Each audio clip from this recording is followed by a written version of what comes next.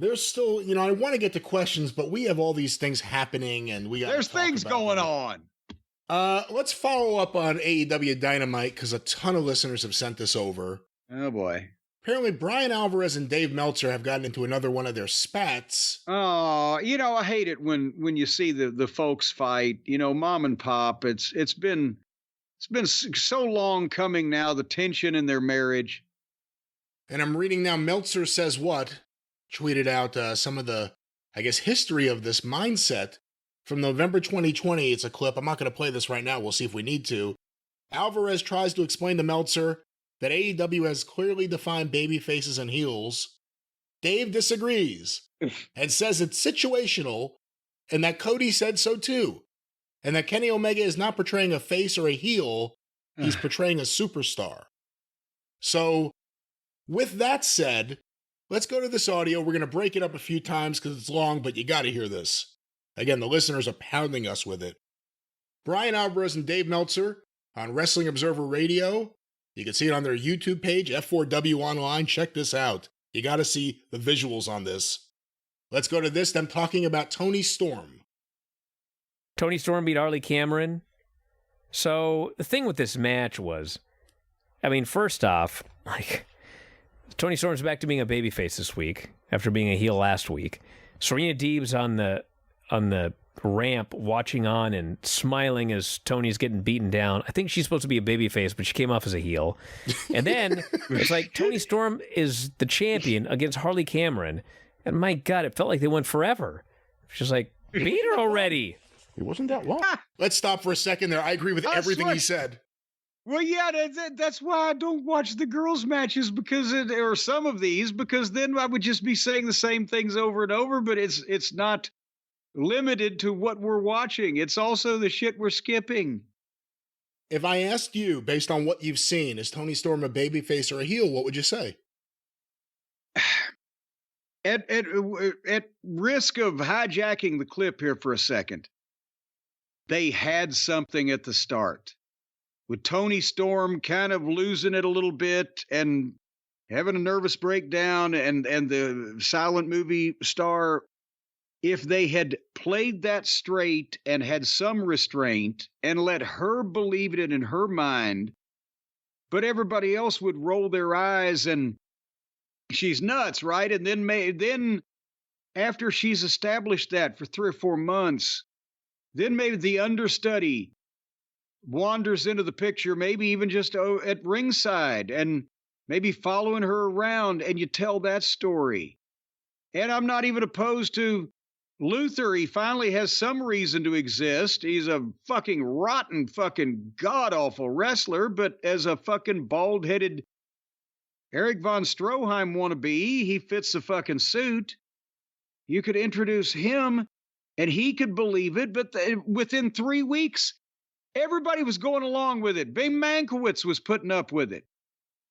And then within a couple weeks after that, here's the understudy, and we're going to do an All About Eve. Well, goddamn. Betty Davis had been a star on Broadway in the scope of the picture for 20 years before the other floozy showed up. They just glommed all this together and threw it all out there, and now the understudy wrestles more than Toni Storm does. And we don't know what the fuck is even going on with that, because the understudy now is making out with the new Japanese girl that they found somewhere. And the answer to the question, is Toni Storm a babyface or a heel? Quite simply, obvious what happened, but then it got derailed by the booking. She was a heel. That was the place to start. That was the logic of the whole thing. But as she would get more, goofy and lost in her mind and everything in the black and white era, the fans would kind of start liking it, and that would kind of make her a baby face to the fans that was still becoming a heel, or was still being a heel. And that's where the understudy would come in, because then the understudy, and you'd have to have Luther by that point, because he'd serve as the agent also or whatever. Then the understudy would come in, and the understudy fucks Toni Storm, and it makes Toni Storm the babyface that they've wanted to like all along. and puts heat on the understudy now with fucking bald-headed fucking useless Luther. And there's 6 months, isn't it? A reverse Precious. Yes, I think so. And I guess, would you agree that Serena Deeb was presented last week as a babyface? Well, yeah, she has been most of the time that I remember, and she's the professor, and she's very technically proficient. And last week she was presented as a deer caught in the fucking headlights, but that wasn't really the plan going in. Well, let's continue with this audio because it'll come up. Let's go back to Bryan Alvarez and Dave Meltzer on Toni Storm. Long at all. How long was it? Let me see. Let me get my... If it's more than 2 minutes, it was too long. What? They're trying... I'm starting to like him more and more. God damn it. What if he teams up with fucking Kenny Olivier, the goddamn world is coming to an end. to push Harley Cameron.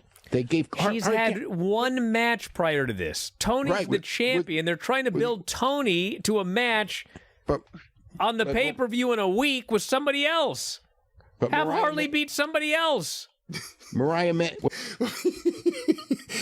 You know what? He, for all of Bryan Alvarez's faults when it comes to AEW coverage and listening to certain people and repeating certain fucking spins, when it comes to the booking, he's pointing out all the stuff we all see. You can't ignore it. Well, apparently you can, because the guy on the other end of the fucking horn there, as they used to say, is ignoring it. Well, let's hear what Dave has to say, but I agree with every single thing Bryan Alvarez... Let's hear what Dave has to stutter. Well, let's see. Toni Storm, they went 7 minutes. 7 minutes. That's a short match for AEW television. I was not a big fan of this. And it was the only women's match on the show. If they had the only women's match on the show and they went 2 minutes, I promise you, there's going to be so much criticism online. Well, you know what I have to say about online criticism? I would rather book for success than worry about online criticism. Yeah, I don't care if people are angry that it was only 2 minutes. I would not have Toni Storm a week before a title defense on pay-per-view going 7 minutes back and forth with Harley Cameron, who's had one match. Boom! It's making a lot of sense. Now we know Dave is hearing this. We know that Dave is getting this information fed to him by someone close to him rather than an adversarial type of situation. Is he just incapable of the understanding of the same? Who looked good in the one match, and this was a good match. I thought, Harley Cameron, for the number of matches she's had, is really good. They had a very good match. Toni Storm, instead of doing the gimmick, is showing that, in fact, she is wrestling seriously, which she did in this match. And I thought it was very effective. Who cares whether it's a good match? It's not supposed to be. They're building to a good match that people care about. It's like I said earlier, everything in AEW is a competitive squash match. It doesn't matter who the person they're pushing is in there with. It's not about Harley Cameron in this case. It's about the champion not being able to beat someone in 7 minutes. In this case, that's too long, but in other cases, we see matches go like 10 minutes, 15 minutes. You know what the conclusion is. It's all about just having a great match. Oh, the last time who's the heel? It doesn't matter. It does matter. No, it doesn't. Dave, I have seen so many segments with Toni Storm where there is no heat for the interview because nobody cares about the baby face. Because the baby face... Did you watch the segment they did last week? Were you in the building when Toni Storm came out and she got cheered like crazy? This match did not have no heat. This match had plenty of heat. Yeah. Cameron was the heel. Harley Cameron was the heel. Toni Storm was a big-time babyface. Yes, Dave. There was nothing wrong with that. Last week, she was a heel.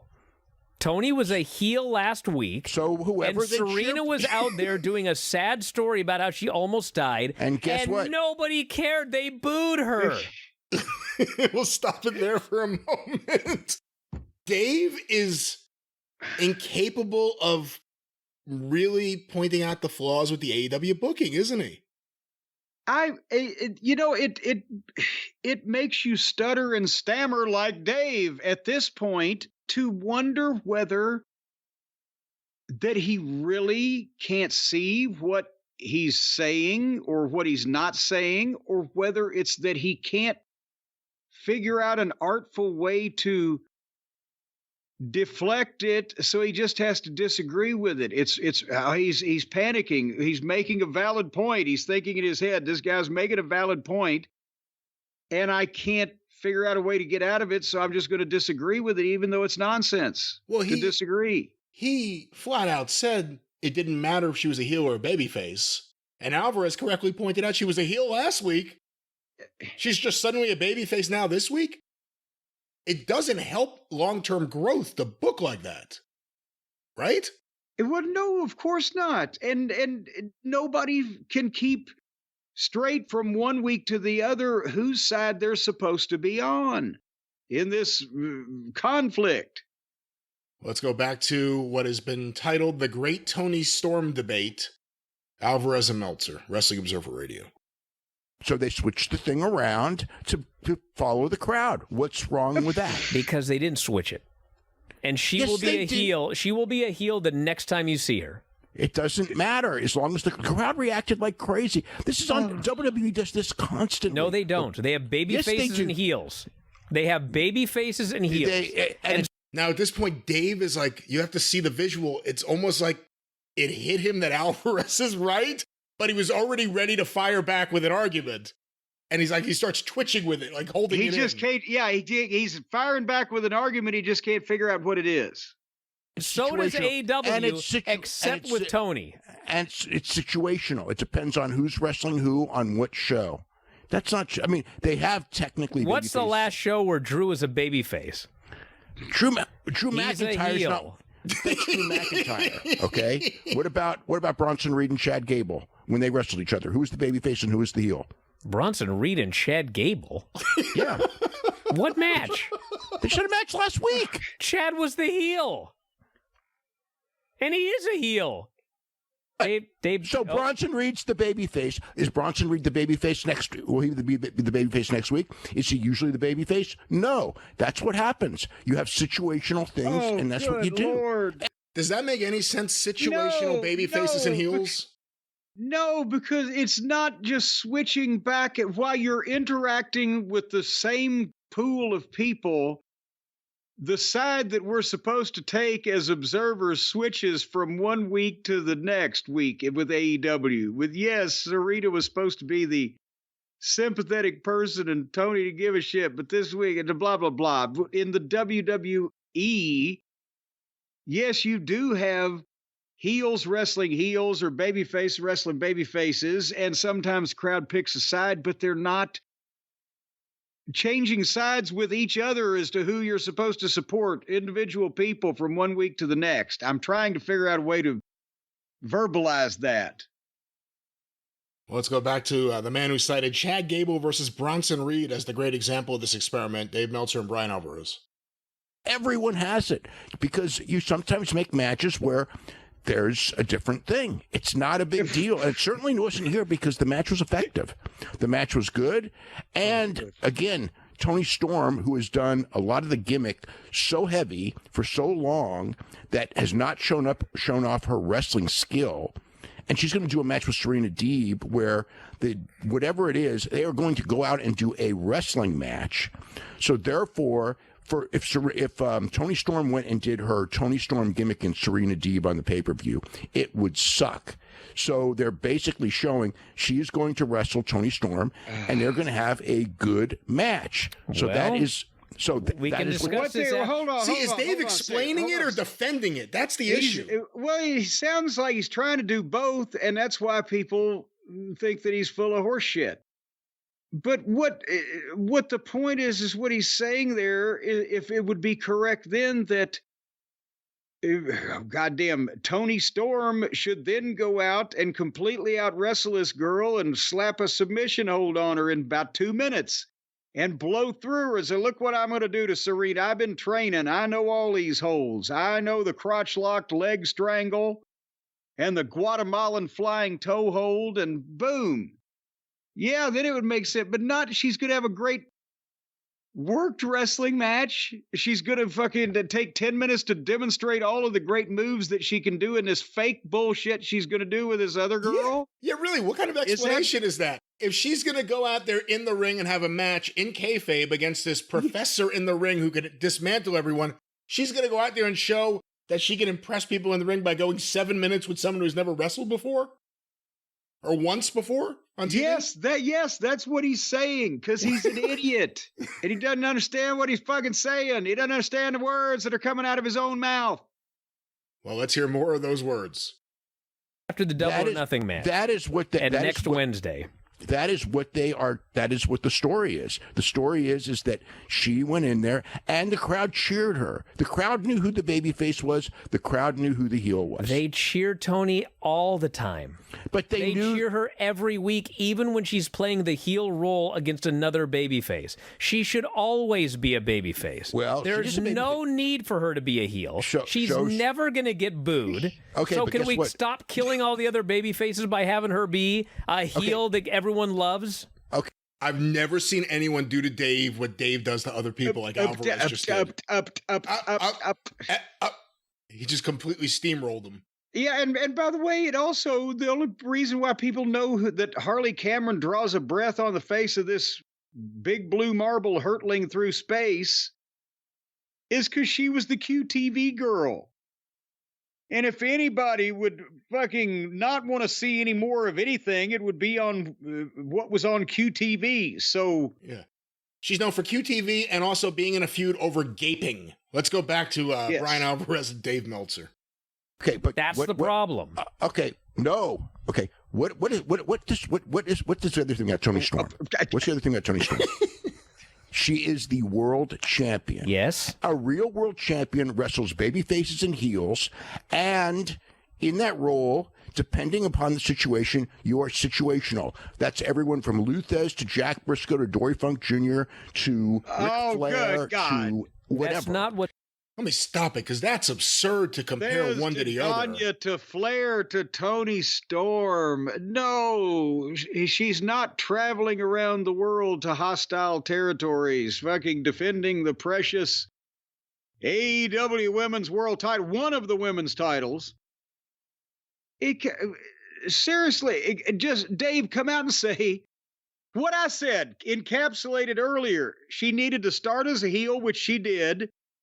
And if they'd have allowed this to flesh out instead of jumping a shark with it after 3 weeks, the fans would have liked it, and then she would have had some way to turn with the understudy and the evil agent or whatever and become a full-fledged babyface, and there would have been some logical progression in the story and in the character and the whole, all these other buzzwords these fucking little fucking tap dancing kids like to fucking say. And instead, they booked it into a goddamn mess like they do everything else and just come out and say it. No, they're just cheering her because they like her because she's interesting, and that's better than most of this dreck that's on this program. But that none of this makes any sense from week to week or has any consistency. Please come out and say that, Uncle Dave. And again, there's a difference in explaining, which is kind of what Alvarez is doing about the way this has all been laid out in reality, and defending. Which is what Dave is doing. Dave is defending this booking, which has led to these numbers. Well, it's like his mother's being held over an open flame if he in any way loses this argument. He can't be wrong. Let's go back to Mr. Right. What's happening here? What's happening is she is a heel. She's not a heel. She is portrayed as a heel. You have to see the video of this Dave. The camera's on him and he gets really mad and he lunges. He lunges towards the camera. I could be fearing for my life if I saw that. No, there's a camera. He lunges towards the camera, not at anyone, so you don't have to worry, but he lunges towards the camera. Well, if it was in 3D. Well, let's go back to the great argument here. She wasn't portrayed as a heel in this match. They have her opponents portrayed. She was not portrayed as a heel. This is an exception. Harley Cameron is a heel. Harley Cameron is a heel. This is an exception. She was a babyface. Yes. If you watch the show, this is an exception. And guess what? guess what? And it is a angle that makes sense because Harley Cameron wrestled Mariah May, her protege, and who is portrayed as a babyface. Well, who's a babyface in that match, in that situation. So therefore, she's trying to get revenge for the fact that they beat up Mariah May. And so in that role, she is in fact the babyface. So she was a babyface. She got cheered. She had a good match. And hold on 1 second. She had a good match. And we keep hearing that. And also the evil all about Eve, whether she was evil or just a fucking opportunist or whatever, the understudy that's brought in to do we kept hearing at the start of this angle, well, we're doing all about Eve. They had grand delusions. They were Orson Welles. I think they're more like H.G. Wells. This is some science fiction bullshit. But the understudy is supposed to be the fucking catalyst for the heel star of our show, Toni Storm, to become a babyface, and now the understudy's a babyface first. So does that make any goddamn sense? Or are they just redoing All About Eve to make it all about Steve? And again, Dave is vociferously defending this, which is crazy. It's almost like he booked it himself. Let's go back to this. Oh, they had a good wrestling match where she showed that she was wrestling. There was nothing. I can't find a thing wrong with this at all.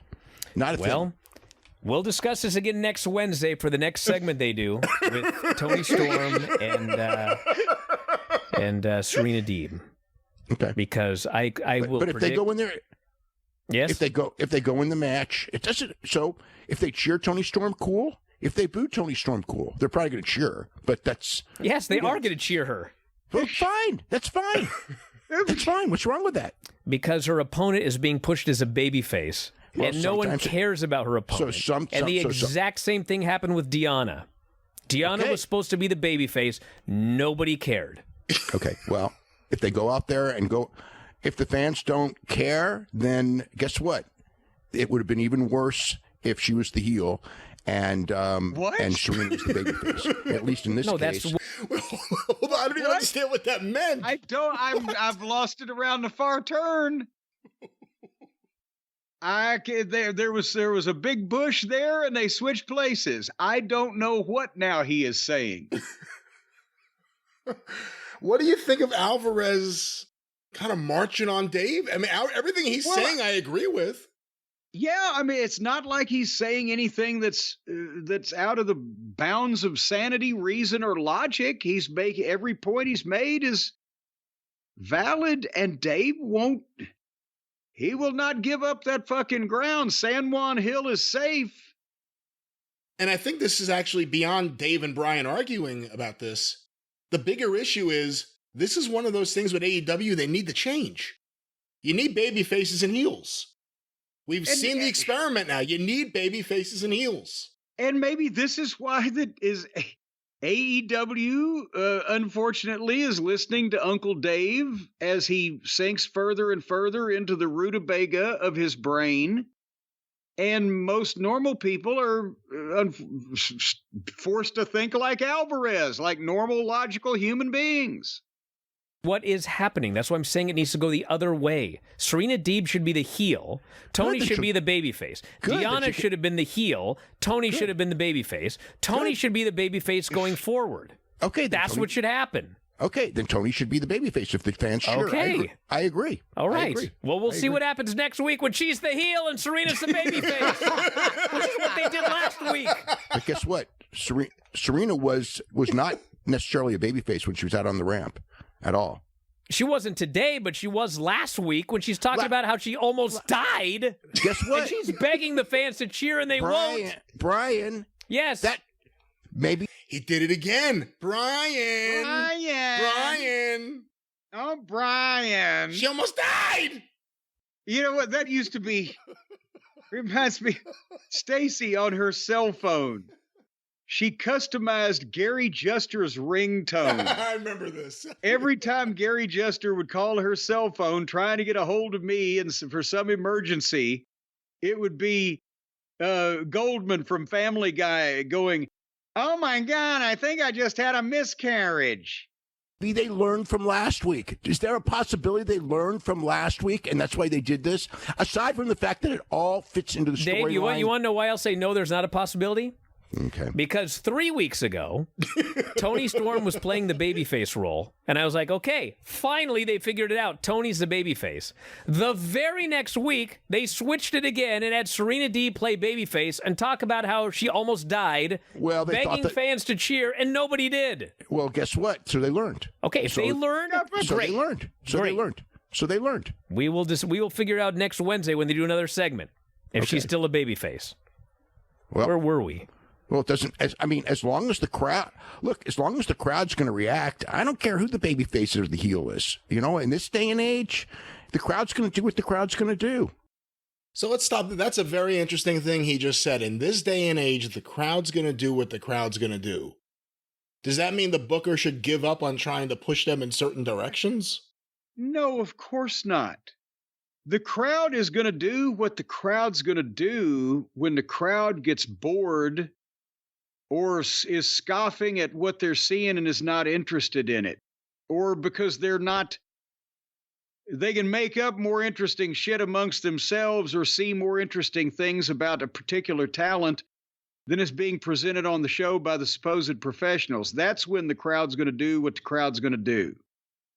Every once in a while, you have a personality that they're going to like, and they're going to get into something that person does, or whether the Mulkeys, because they took that classic ass whipping and they looked like such nebbishes, but they, the people loved them. Or we had in the OVW a guy named Rod Steele.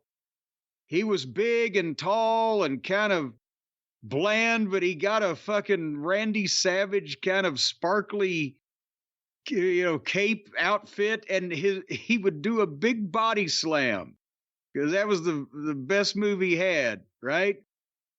And we'd put him in dark matches, and every once in a while he'd make television because I couldn't use him seriously as part of the developmental program.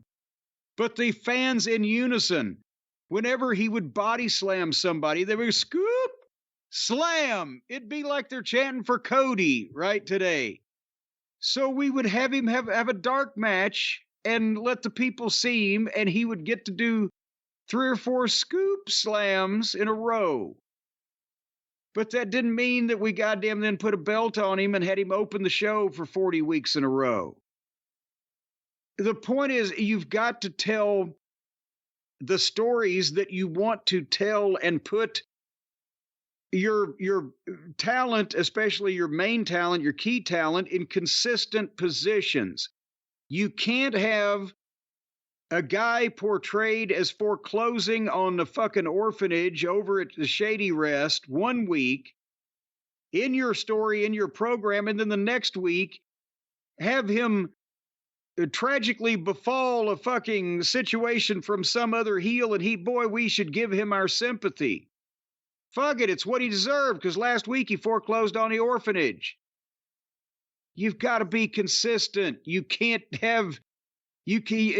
because the crowd is going to cheer someone because they like them does not override the fact that you can have somebody being arrested for goddamn, aggravated mayhem one week and then be portrayed as a moral saint and a straight edge character the next week.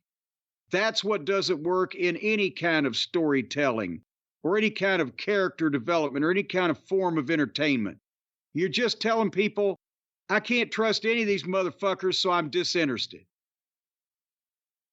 Well, let's go back. There's a little bit more. Dave Meltzer and Bryan Alvarez arguing on Wrestling Observer Radio. How many times we went through this whole thing with John Cena for 10 years? Yeah, and what did we say, Dave? We say should have gone babyface. John Cena should have stayed babyface. Yeah, and when Roman Reigns was getting booed like crazy, we say he should have gone heel. Okay, John should have gone with it. Okay, each time I never said John Cena should turn heel. I was always against John Cena turning heel because guess what? I think about business, and the business was that John Cena was selling the most tickets. And John Cena was selling the most merchandise. And if he turned heel, the merchandise sales would go down. And that's why Vince McMahon never turned him. And when he went to the house shows, he always got cheered. And it was just the TV crowd.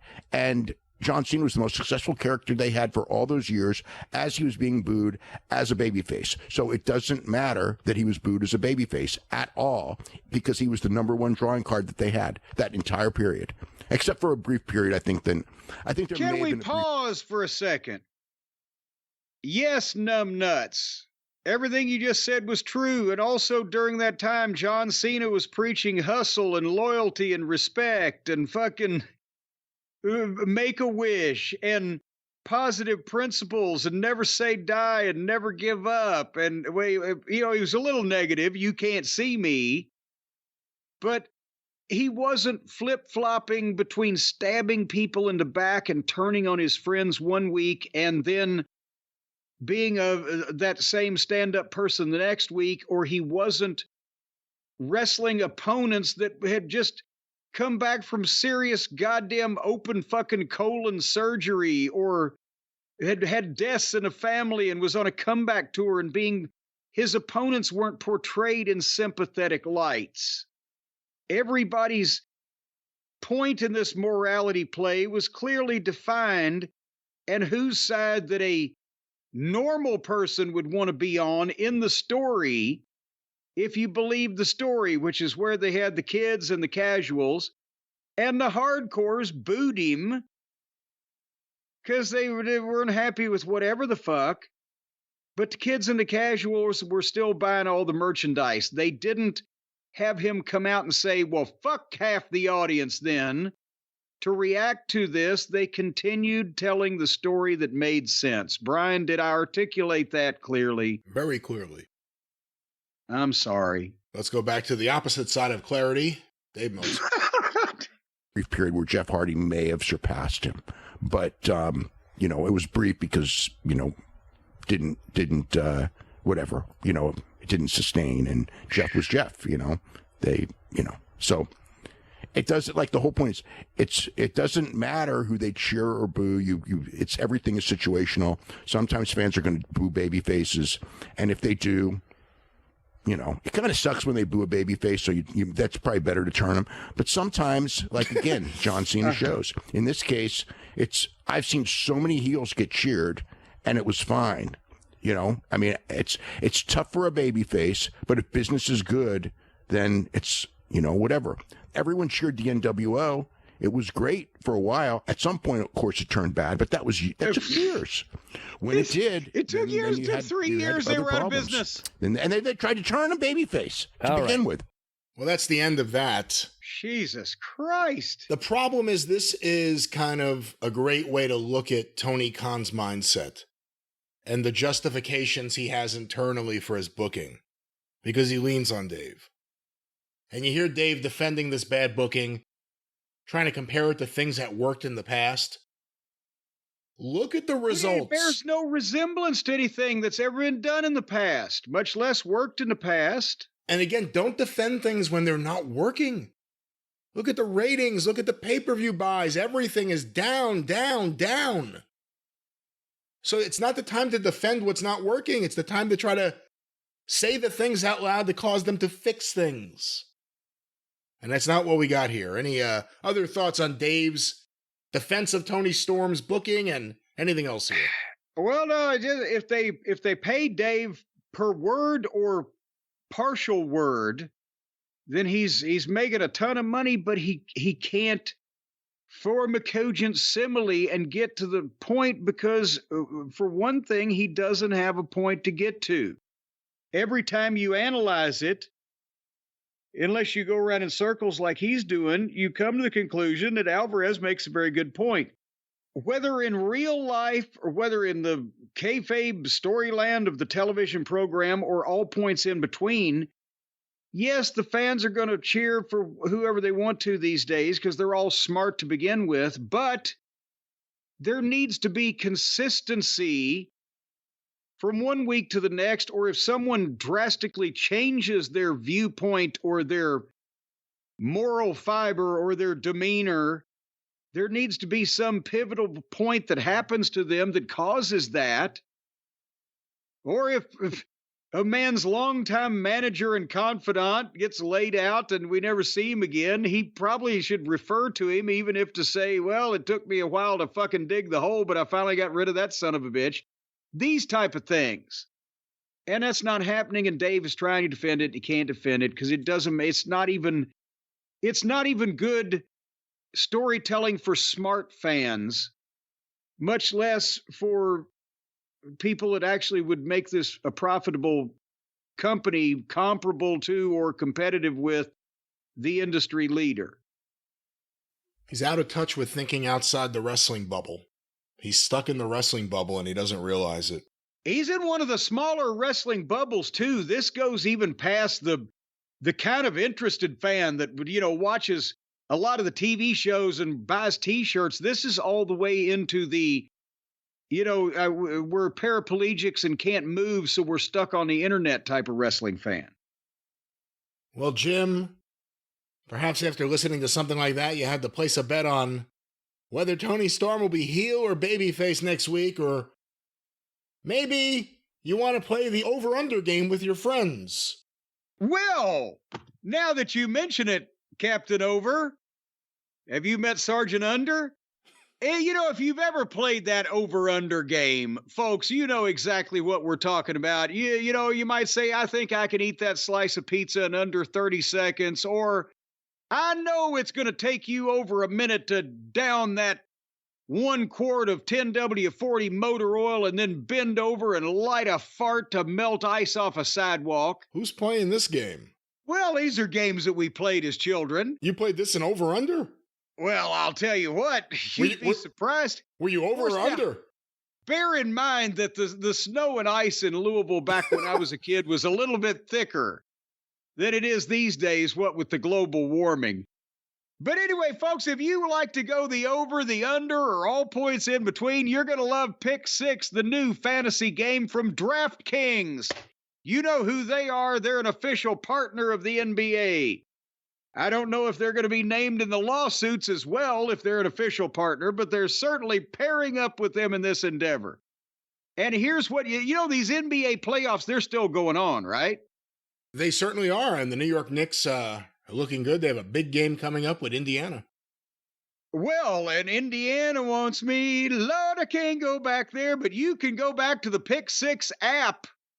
Right now, that's what you do, folks. You download the Pick 6 app, the DraftKings Pick 6 app, that is. And what you do is, since the NBA playoffs, they're going to last on and on until the end of time, apparently. They just do this forever. You're going to pick between 2 and 6 players, and you're going to choose if they're going to have more of a stat or less of a stat. Whether it be the rebounds, the points, the assists, the felonies, the indictments, whatever it may be. Track your picks, play against others for a shot to win huge cash prizes. And, when you beat these people, there's going to be some hard feelings. So if I were you, I'd have a set of brass knuckles in your pocket when you're at your screen, because some of these people may seek revenge. You beat somebody in a gambling situation, it's liable to cause chaos. But fortunately, you can be completely ambivalent and anonymous. Download the DraftKings Pick 6 app now. Use the code JCE. That's very important, because you won't get a shot at those ginormous cash prizes from going over and under on those various statistics unless you use the code JCE when you download the DraftKings Pick 6 app. The crown is yours. The crown is yours, ladies and gentlemen. All you got to do, you got to reach out and you got to take it. You got to grab it. You got to get the brass ring, or in this case, the brass crown. Pull it on down and make it your own. DraftKings Pick 6 app now, code JCE. There's some fine print. You want to take over from here? I'm not going to say anything. I got to rest and drink some water and have some fruit before we keep going. So let me turn it over to my friend. Well, why don't you, while you have fruit, I'll just drink over here and do like Paul Winchell and Jerry Mahoney with I'll drink water and do this ventriloquism wise. All right, let's go, Knucklehead Smith. Call 1-800-GAMBLER. 18 and over in most eligible states. Age varies by jurisdiction. Eligibility restrictions apply. Pick 6 not available in all states, including but not limited to Connecticut and New York. For up-to-date list of states, visit dkng.co/pick6states. Void where prohibited. See terms at pick6.draftkings.com/promos. Hey, did you ever see that Paul Winchell movie they made, Stop, Look, and Laugh? Yes, With the Stop, Three Look, and Stooges? Laugh. Yeah. The famous comedy clips from the golden era. It was one of those retrospectives. That's right. He was a very unfunny man to host it. Paul Winchell? Paul Winchell was not a funny man. All right. Jerry Mahoney was not a funny man. Knucklehead Smith had a few quirks. Wasn't a man, he was a dummy. Well, now, goddamn, don't be fucking casting aspersions like that. He was a dummy. He was a real dummy. I'm not saying... You've got your shortcomings, too, and No, he's a dummy. You don't know everything. He's a dummy. You know what Bobby Eaton used to say? You ain't the smartest motherfucker in this room either. All right. Well, let's move on from this dumb segment here.